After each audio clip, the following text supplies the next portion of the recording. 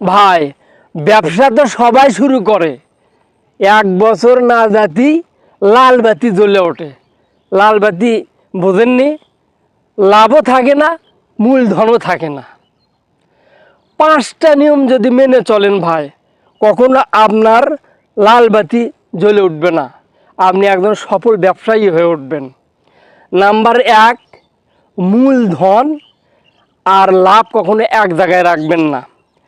আপনার যদি খরচ করতে হয়, লাভ থেকে আপনি খরচ করবেন। নাম্বার 2, বিক্রয় হয় দুইভাবে, একটা হচ্ছে নগদ আর একটা হচ্ছে বাকি। বাকি দিয়েছেন তে দুটো লস আপনার, কাস্টমারও হারালেন, মূলধনও হারালেন। বাকি বেচবেন না ভাই, নগদ যা হয় সেটাই আলহামদুলিল্লাহ।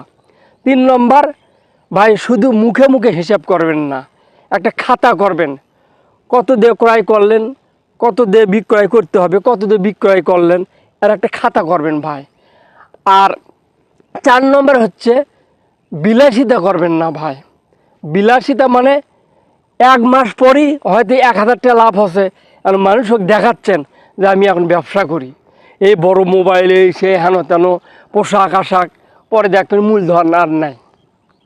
আর 5 নম্বর ভাই, বিভিন্ন সিজনে বিভিন্ন জিনিস থাকা লাগবে ভাই। ধরেন আপনি পোশাকের ব্যবসা করেন, শীতকালে মুজো তুলছেন, গরমের সময় তো আর মুজো বিক্রি হবে না, লুঙ্গি গামছা হবে।